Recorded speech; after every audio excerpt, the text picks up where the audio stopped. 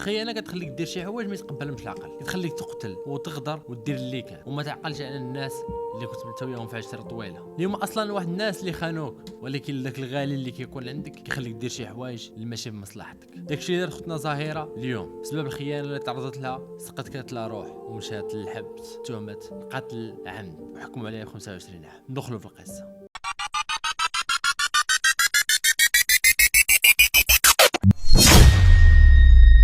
سنة 2018 جا واحد الاتصال للبوليس باللي وقعت واحد جريمة القتل بمدينة اسفي. البوليس من بعد الاتصال مباشرة كيمشيو للبلاصة اللي وقعت فيها الجريمة بالضبط. فقبل ما وصلوا بلم تما واحد الخزانة كما نقولوا حنا خزانة، واحد العلام بيض وعلام ديال المغرب، فقال له راه عرس وقع فيه شي نقاش وضربوا شي ناس وشي واحد مات هكا منواو. فاش وصلوا للعرس اكتشفوا ان العريس هو اللي تقتل، اللي كان سميتو بدر، اللي تقتل في ظروف غامضه، وحتى واحد من دوك الناس اللي كانوا معروضين ما عنده شي فكره، وحتى واحد ما شك في شي واحد اخر. العريس تقتل في واحد البلاصه في واحد الجرده داير بها واحد السور مبني بالحجر، وداك السور فيه داخل الشجر بزاف، تما لقاوه مقتول. بداو كيصوروا في الجثه وكيشوفوا واش يقدروا يلقاو شي بصمات او شي حاجه اللي يقدر تقربهم، اللي يقدر توصلهم للقاتل.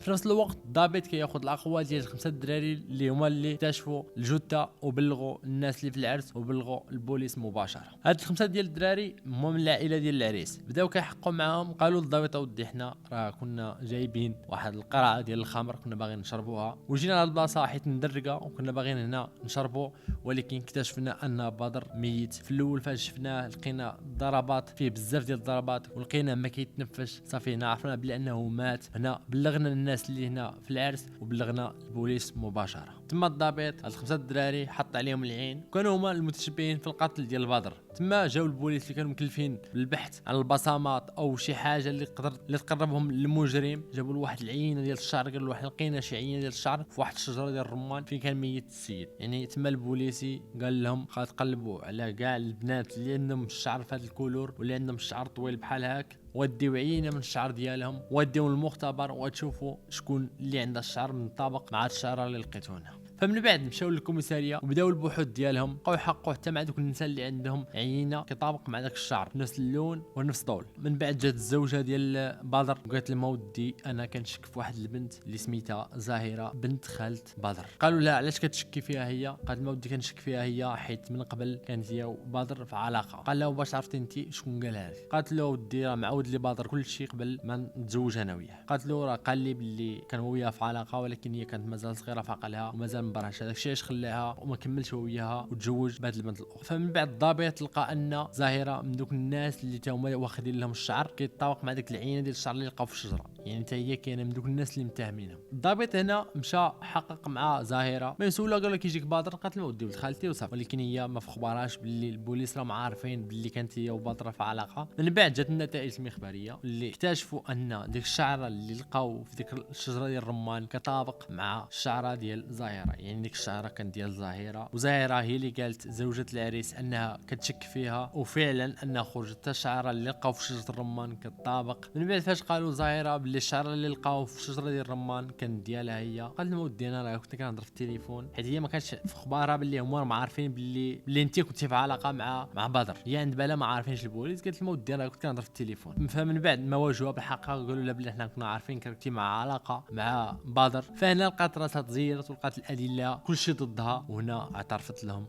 بالحقيقه. فاش بدات كتعترف لهم بالجريمه قالت لهم انا اول حاجه انا ما ندمش على داكشي اللي درت، وقالت لهم انا الجريمه ديالي مازال ما كملتهاش. قالت لهم انا الجريمه ديالي باش نكملها ناوي نقتله هو ومن بعد نعاود نقتلها هي عاد باش نرتاح ونقول راني كملت الجريمه ديالي. البوليس هنا تفاجئوا من الحقد اللي كان عندها هي تجاه العريس ولد خالتها والزوجه ديالو. فمن بعد بحثوا معها مزيان وقال لها خصك تعاودي لنا الحق، علاش هذا الكور اللي موجه لولد خالتك كداك شنو دارت لك؟ قالت لهم ودي انا كنت انا وبادر اللي هو ولد خالتي كنا في علاقه لمده 4 سنين. قالت لهم العلاقه ديالنا تطورت بزاف، انا كنت خدامه في واحد الفرماسيان وهو كان خدام في واحد الوزين. وقالت لهم العلاقه ديالنا وصلت حتى العلاقه غير شرعيه. قالت لهم من بعد حملت منه، ولكن هو قنعني بكلامه باش نطيح الولد وطيحته، وواخا هكاك ما تبدلش عليا وبقى معايا وبقى كيوهمني في الاحلام بلي اننا غنتزوجوا وغادي نشريو دار وغادي نعيشوا حياتنا بخير، لدرجه انه كان كل مره كيقول لها او ديرني داير قرعه مع الناس اللي خدامين معايا وخاصني الفلوس باش ندخل معاهم بالدوبل، وبقى عليها حتى عطاتو الفلوس ديالها باش يدخل معاهم في الدوبل، وبقى معاها حتى عطاتو الفلوس باش يدخل معاهم بالدوبل. وهو خدا ابارتما اللي كانت صغيره شويه، واخا انه كتبها في سميتو بوحدو، اللي كنت انا حاطه فيها عرق تافه لمده 4 سنين ولا اكثر. من بعد بدا بدر كيتبدل عليا، وشويه بشويه زايد هو كيبعد، حتى واحد النهار رجع عندي وقال لي انا وياك خصنا نساليو، انا راه العائله لقاو لي واحد البنت غادي نتزوجها وانا وياك سالين. انا حاولت نقنعه باش يحيد ديك الفكره من راسو وما ينساش الوعد اللي عطاني، ولكن هو ما عقلش عليا، ولكن هو مشى وخلاني كنتعذب من الداخل وما عقلش عليا، وما عقلش على داك الشيء اللي دوزت انا وياه، وما عقلش على المده، وما عقلش على انه 5 سنين هو مكرفس عليا وهو مجرجرني وكيوعدني بالوعود الخاويه،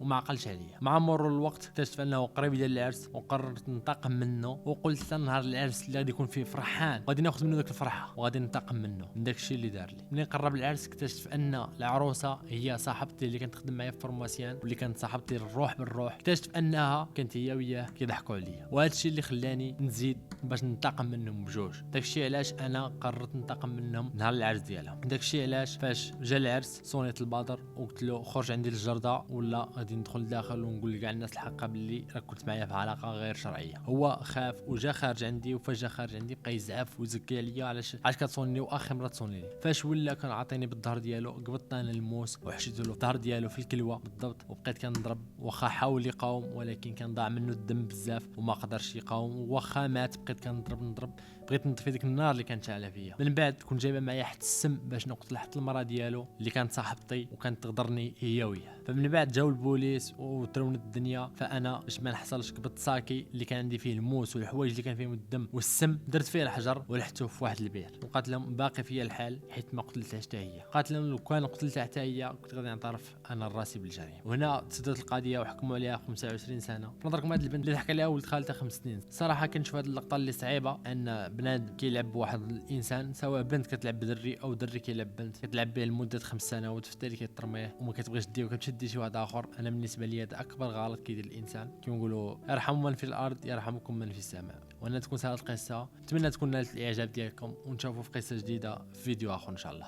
سلام.